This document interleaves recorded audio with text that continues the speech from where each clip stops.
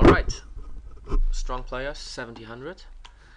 So we take the center because he allows us to do this. And what we'll do now is to try to block this diagonal for the bishop. Because this might be a very strong piece if we play our knight here. Now we just develop simple, and he could play bishop g4 now, but then we will close the center.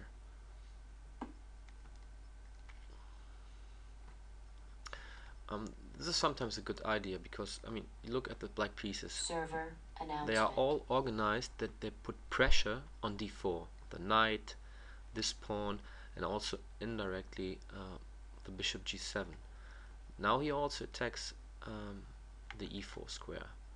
So first we will save or guard this field, but later on we will play h3 now. This is sometimes a bad move, but now he castled, so it's not possible that he can use the h file as shown in another video. So I think he will try to play f5 later on to open the f file for the rook. What we will do is then open the center, because it's often a good idea to play in the center if somebody plays on the wing. Bishop knight f4 is also an idea. So I think this is a nice move because we also control this diagonal, and we put another pressure on e5. Okay, so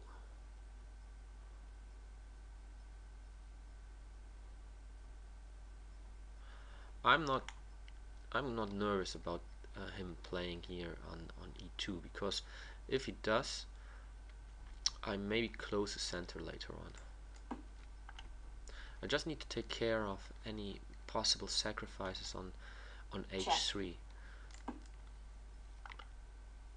So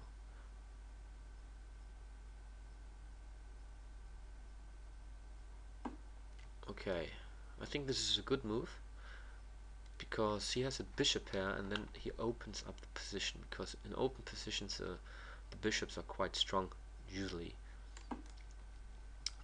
As some kind of compensation, I have a nice center with pawns. So he attacks e4, and I'm gonna save it, or try to keep my pawn on e4.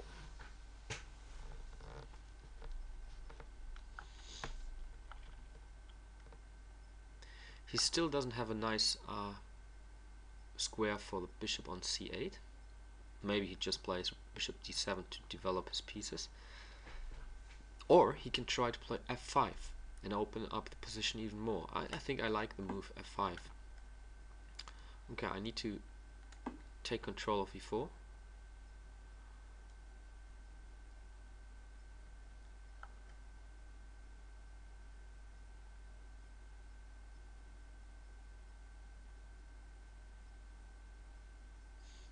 And then I push him back and gain some space on the queen side.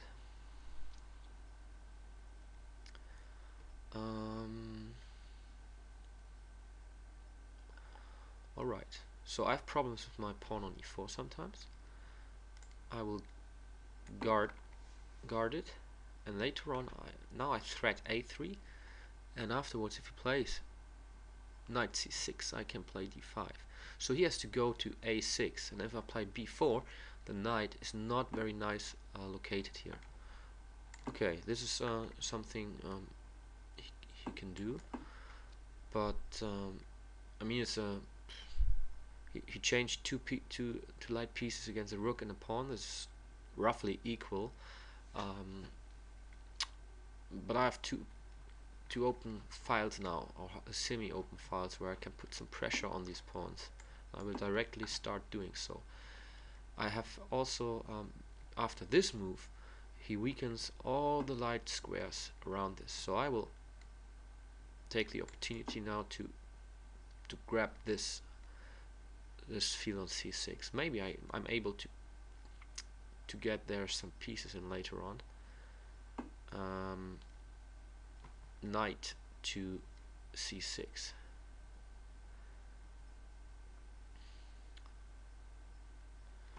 But I have to take care about this pawn here. It's not that easy. Putting pressure here maybe on the d6 pawn would also be an idea. The bishop was not very good on e3. Now I attack d6 at least.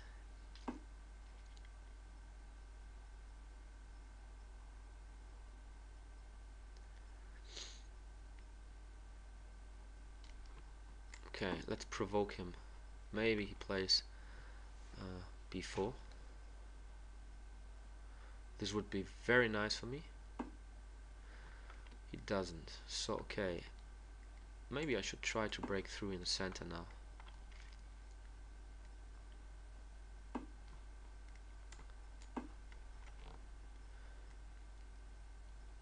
Because then I would have a nice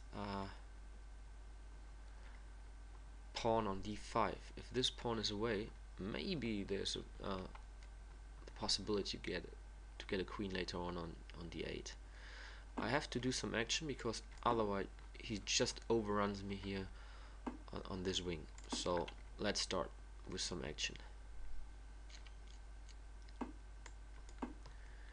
This is an important piece for him because it saves all black squares here around the king. I will take now and play on the black squares maybe. And this is now a nice pawn for me. The knight could come and jump to f6 maybe. The queen would be very nice on... I have to take care about rook f3. Then my rook is hanging. Check. Ooh, okay. This is a nasty pin. So I should play g3 later on. But first of all, yes. Well, look, the pawn gets strong now. I can win this pawn as well. Let's do it. And here we go. Now I have nice idea of knight f6. Check, and if he plays... Oh, he just loses Check. the queen. But if he goes king g7, I could also play queen to b2 and attack his rook. Resigns. Yep, so why did I win this game? I think because of the weaknesses of black squares around the king here. So be careful if you have a fianchetto bishop like this one on g7.